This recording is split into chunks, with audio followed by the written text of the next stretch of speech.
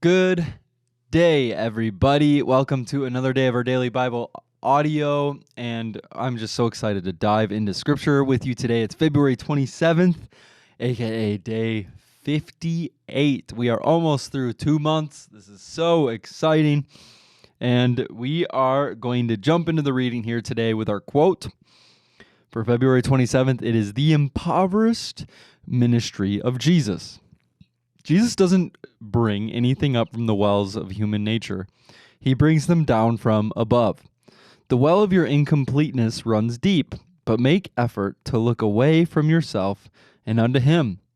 John 4:11 says, "Where then do you get that living water?" And we know that that answer is from Jesus. All right, let's dive into the reading. We're starting in Leviticus 20, verse 22. It says, "You must keep all my decrees and regulations by putting them into practice. Otherwise, the land to which I am bringing you as your new home will vomit you out. Do not live according to the customs of the people I am driving out before you. It is because they do these shameful things that I detest them, but I have promised you, you will possess their land because I will give it to you as your possession, a land flowing with milk and honey. I am the Lord your God, who has set you apart from all the other people. You must therefore make a distinction between ceremonially clean and unclean animals and between clean and unclean birds. You must not defile yourself by eating any unclean animal or bird or creature that scurries along the ground. I have identified them as being unclean for you. You must be holy because I, the Lord, am holy. I have set you apart from all the other people to be my very own. Men and women among you who act as mediums or who consult the spirits of the dead must be put to death by stoning. They are guilty of a capital offense." Chapter 21, Instructions for the Priests. The Lord said to Moses, "Give the following instructions to the priests, the descendants of Aaron. A priest must not make himself ceremonially unclean by touching the dead body of a relative. The only exceptions are his closest relatives, his mother or father, son or daughter, brother, or his virgin sister who depends on him because she has no husband. But a priest must not defile himself and make himself unclean for someone who is related to him only by marriage. The priests must not shave their heads or trim their beards or cut their bodies. They must be set apart as holy to their God and must never bring shame on the name of God. They must be holy, for they are the ones who present the special gifts to the Lord, gifts of food for their God. Priests may not marry a woman defiled by prostitution, and they may not marry a woman who is divorced from her husband, for the priests are set apart as holy to their God. You must treat them as holy because they offer up food to your God. You must consider them holy because I, the Lord, am holy and I make you holy. If a priest's daughter defiles herself by becoming a prostitute, she also defiles her father's holiness, and she must be burned to death. The high priest has the highest rank of all the priests. The anointing oil has been poured on his head, and he has been ordained to wear the priestly garments. He must never leave his hair uncombed or tear his clothing. He must not defile himself by going near a dead body. He may not make himself ceremonially unclean even for his father or mother. He must not defile the sanctuary of his God by leaving it to attend to a dead person. For he has been made holy by the anointing oil of his God. I am the Lord. The high priest may marry only a virgin. He may not marry a widow, a woman who is divorced, or a woman who has defiled herself by prostitution. She must be a virgin from his own clan, so that he will not dishonor his descendants among his clan. For I am the Lord who makes him holy. Then the Lord said to Moses, "Give the following instructions to Aaron. In all future generations, none of your descendants who has any defect will qualify to offer food to his God. No one who has defect qualifies, whether he is blind, lame, disfigured, deformed, or has a broken foot or arm, or is hunchbacked or dwarfed, or has a defective eye or skin, sores or scabs, or damaged testicles. No descendant of Aaron who has a defect may approach the altar to present special gifts to the Lord. Since he has a defect, he may not approach the altar to offer food to his God. However, he may eat from the food offered to God, including the holy offerings and the most holy offerings. Yet because of his physical defect, he may not enter the room behind the inner curtain or approach the altar, for this would defile my holy places. I am the Lord who makes them holy." So Moses gave these instructions to Aaron and his sons and to all the Israelites. Chapter 22. The Lord said to Moses, "Tell Aaron and his sons to be very careful with the sacred gifts that the Israelites set apart for me, so they do not bring shame on my holy name. I am the Lord. Give them the following instructions. In all the future generations, if any of your descendants is ceremonially unclean when he approaches the sacred offerings that the people of Israel consecrate to the Lord, he must be cut off from my presence. I am the Lord. If any of Aaron's descendants has a skin disease or any kind of discharge that makes him ceremonially unclean, he may not eat from the sacred offerings until he has been pronounced clean. He also becomes unclean by touching a corpse or by having an emission of semen, or by touching a small animal that is unclean, or by touching someone who is ceremonially unclean for any reason. The man who is defiled in any of these ways will remain unclean until evening. He may not eat from these sacred offerings until he has bathed himself in water. When the sun goes down, he will be ceremonially clean again and may eat from the sacred offerings, for this is his food. He may not eat an animal that has died a natural death or has been torn apart by wild animals, for this would defile him. I am the Lord. The priests must follow my instructions carefully. Otherwise, they will be punished for their sin and will die for violating my instructions. I am the Lord who makes them holy. No one outside a priest's family may eat the sacred offerings.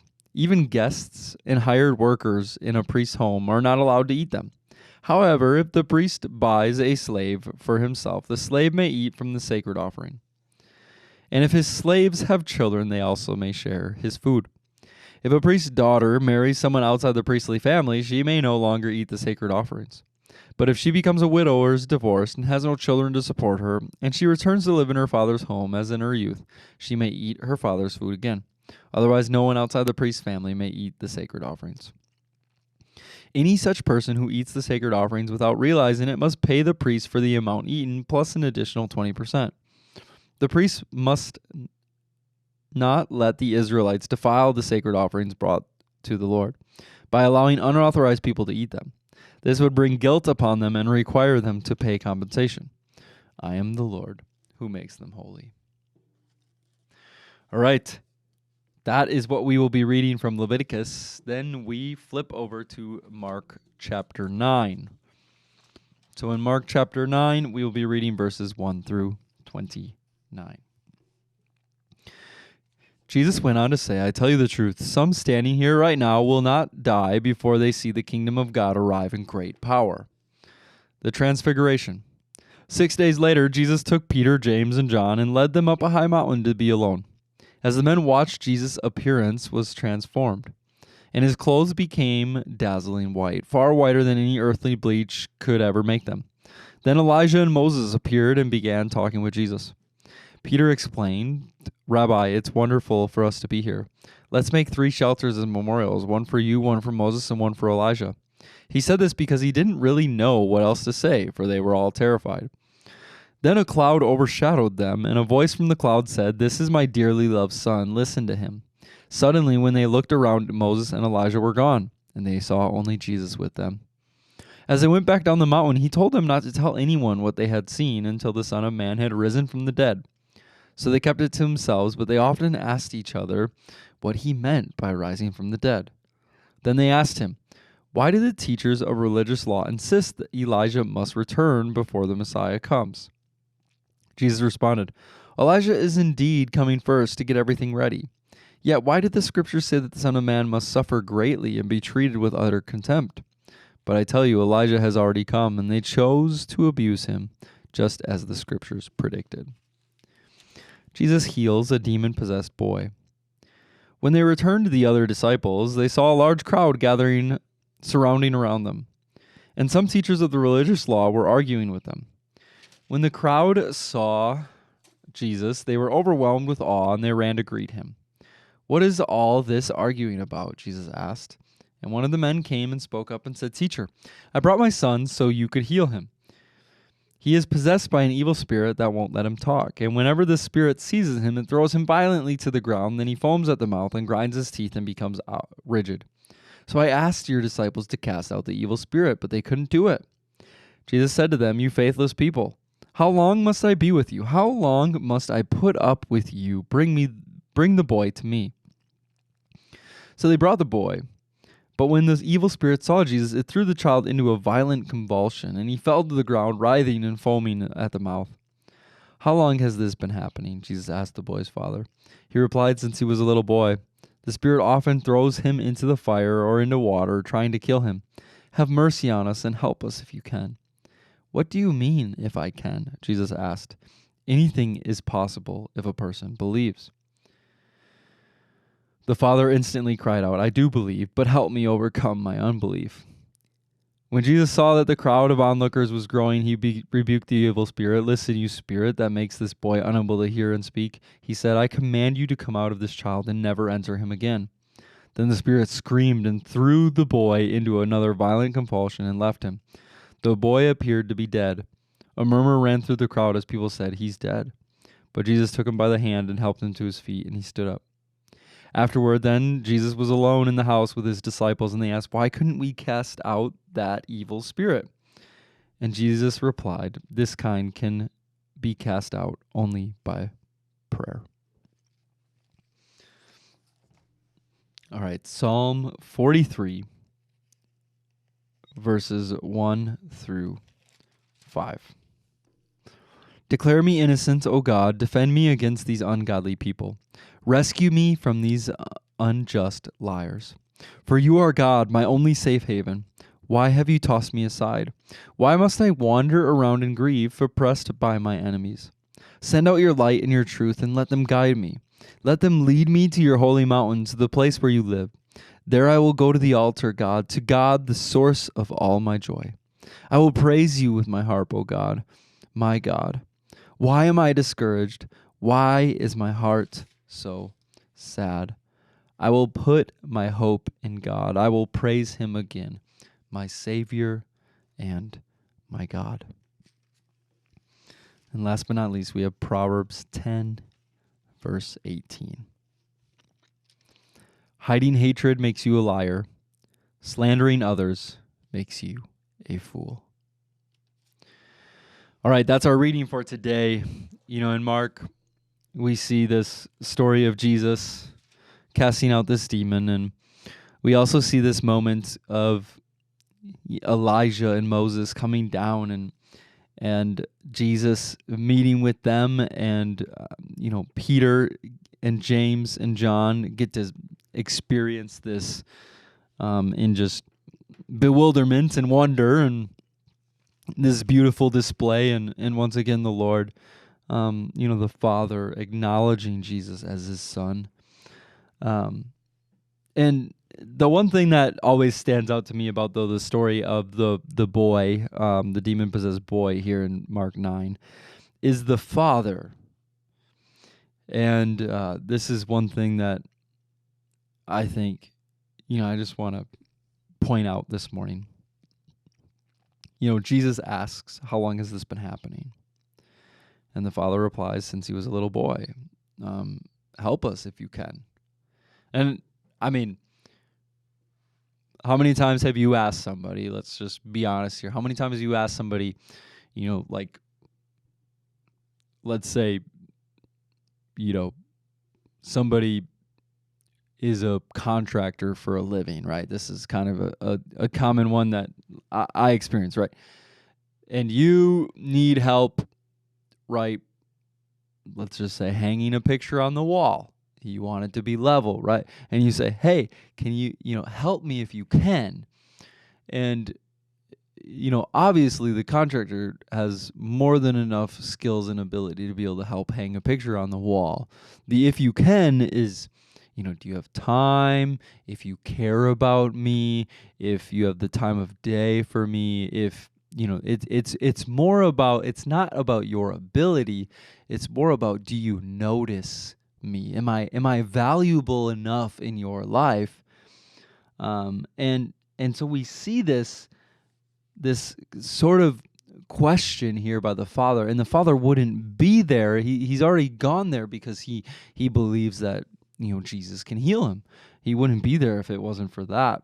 And Jesus' response, right, is, "What do you mean if I can? Anything is possible if a person believes."